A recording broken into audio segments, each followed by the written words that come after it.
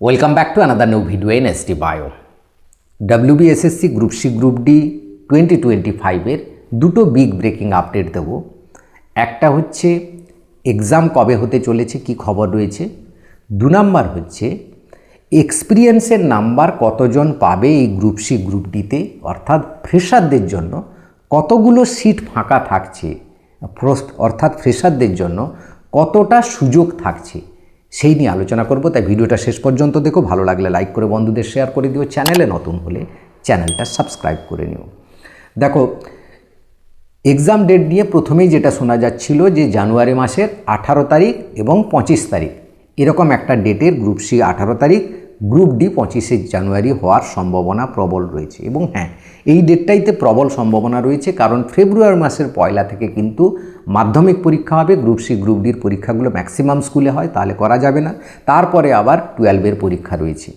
তাই ফেব্রুয়ারি মাসটা কিন্তু পুরোপুরি বুক থাকছে। যদি হয় জানুয়ারি মাসে যদি না করতে পারারও কয়েকটা বিশেষ কারণ রয়েছে। কারণ জানুয়ারি মাসে এসএলএসটির কিন্তু সম্পূর্ণ করার কথা রয়েছে 31শে ডিসেম্বরের মধ্যে, সেটা হবে না। 9-10টা জানুয়ারি মাস ধরে পুরো চলবে এবং জানুয়ারি মাসের শেষ পর্যন্ত চলবে বলে মনে করা হচ্ছে। তাই জানুয়ারি মাসে হয়তো পরীক্ষাটা না হলেও হতে পারে। যদি 18-25 না হয় তাহলে জানুয়ারি মাসের একদম ফেব্রুয়ারি মাসের শেষে, অর্থাৎ এইচএস পরীক্ষার পর ফেব্রুয়ারি মাসের শেষ সপ্তাহের দিকে হতে পারে বলে আশা করা যাচ্ছে, এরকমটি খবর। এবার আসি ফ্রেশারদের জন্য এই এসএসসি গ্রুপ সি গ্রুপ ডিতে কতটা সুযোগ রয়েছে। তার আগে আমাদের জানা দরকার কতজন যোগ্য এক্সপিরিয়েন্স হোল্ডার রয়েছে যারা এক্সপিরিয়েন্সের 5 নাম্বারটা পাবে, সেই হিসেবটা আমাদের আগে জানা দরকার। কীরকম হিসেবটা রয়েছে একটা সরল পাটিগণিত দেখো। গ্রুপ সিতে 2016 সালে জয়েন করেছিল 2483 জন।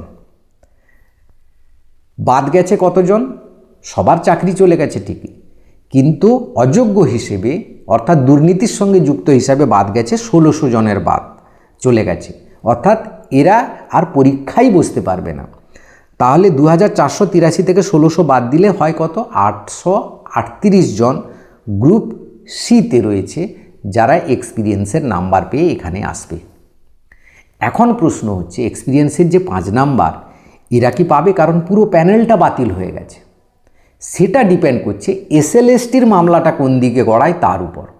কারণ এই যে এক্সপিরিয়েন্সের নাম্বারটা পাবে এটা কিন্তু প্রিলিমিনারি মেরিটস করে পাবে, যেমন এসএলএসটিতে করা আছে এটাও করা আছে। কেন করা আছে না, যাদের নাম ঘোষণা হলো না অযোগ্য হিসেবে, সেই তারা যাতে ঢুকে যেতে পারে সেইটার জন্য সুব্যবস্থা করে রেখেছে এসএসসি বা রাজ্য সরকার। তো সেইটার জন্য কিন্তু আবার একটা মামলা অবশ্যই হবে। এখন হবে না। কেন হবে না? না, এসএলএসটির বেলায় আমি জুলাই মাসে বলেছিলাম জাস্ট গেজেটটা বেরোনোর পর যে এই কেস হয়েছে, তখন কেউ বিশ্বাস করেনি। কখন করলো? পরীক্ষা হয়ে যাওয়ার পর। এটাও ঠিক পরীক্ষার পরই যখন আবার এটা নিয়ে সবাই নাড়াচাড়া করবে তখন এটা নিয়ে আন্দোলন হবে, তারপরে কোর্ট কাচারি হবে।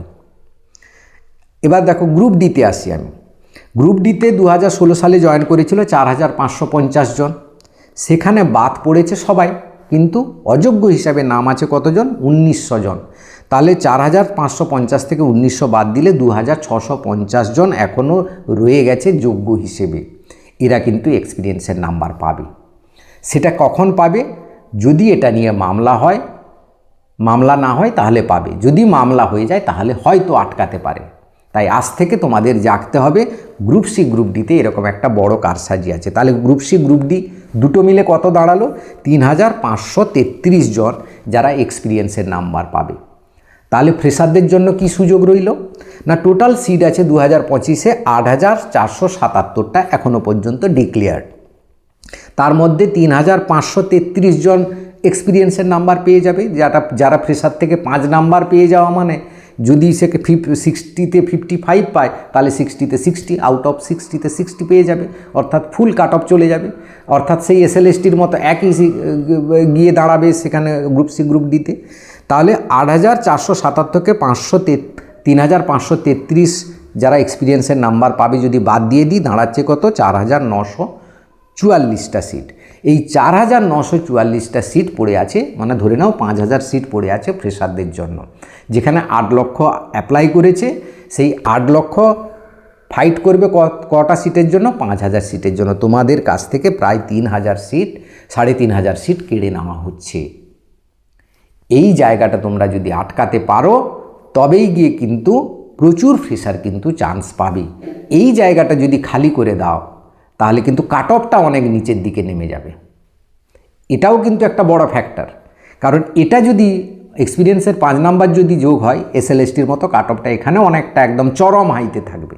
তাহলে ফ্রেশাররা কিন্তু আর ধারে পাশে যেতে পারবে না।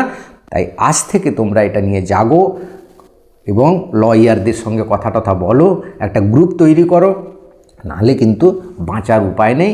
এই সরকার, এই SSC কাউকে বাঁচতে দেবে না, কাউকে সুস্থভাবে চাকরি করতে দেবে না। চাকরি পেলেও 5 বছর পর থাকবে কিনা তারও কোনো গ্যারেন্টি নেই।